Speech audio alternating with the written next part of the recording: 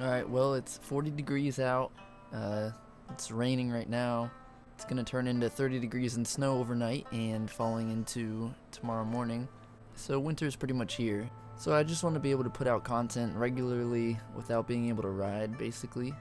So this is an experiment, just seeing what I can do, seeing if it's entertaining or not. This video might go well, it might go really badly, but it's also something I wanted to talk about while riding around, but it's just difficult because you get distracted and you can't really show good enough examples of what you're talking about.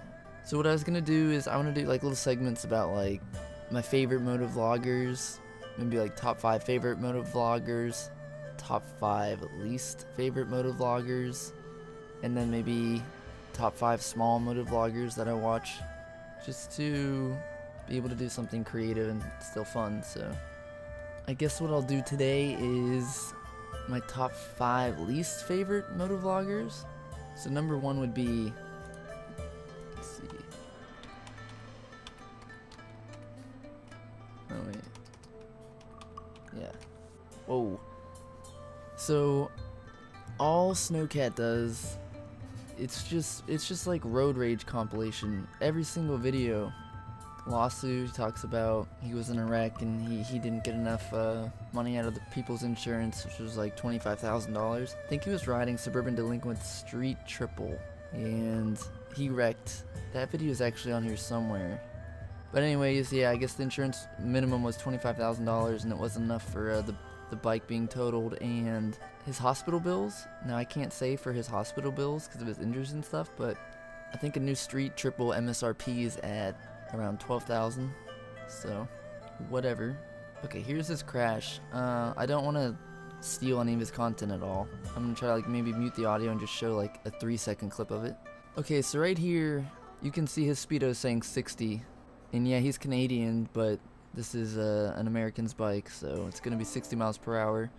Okay, right here, before this is the car he crashes into, you can see a speed limit sign saying 45, and he was just doing 60 through that intersection. He actually accelerates to pass this car that he's said has been driving pretty erratically or unpredictably. He can tell they don't know where they're going or they're lost or something. So he has a good, car length and a half between him and this car right now. And rather than just, chill out and hold back, he decides to accelerate and just whiz around the car, probably because he's pissed off at them, but that's not the smart thing to do. So yeah, right here, this is it in slow motion. Accelerates, tries to pass, they brake. And then they don't indicate and they just turn right into him, which yeah, that's their fault, 100%, but he had no real reason to try to whiz past them like that.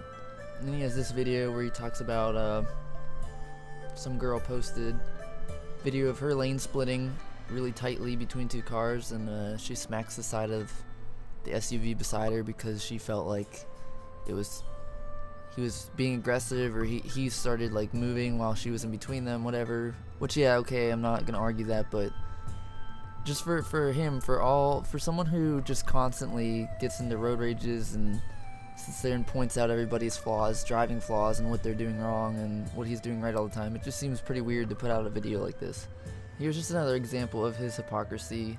So he's following this red car here, alright, and they're both in a turn lane, and I think he says this is a double turn lane, so there's 2 lanes turning to the right here. He's probably in the outer lane.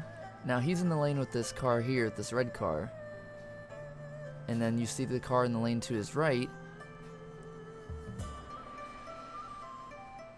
and they almost collide, and then he goes to say it's a double turn lane, like people need to learn how to double turn lanes work. Lane 1 goes with lane 1, lane 2 goes with lane 2, but if you go back here and watch again, he's in the same lane as the red car. He's in the same turning lane as this red car. The red car stays in his lane, which continues there, and he decides to cut into this right lane. And there had been that white car beside him the whole entire time, so he very clearly didn't stay in his turning lane and cut into the inside turning lane. And then he goes on and proceeds to say, how it was that white car's fault, he's a cab driver, he's an idiot, blah blah blah blah.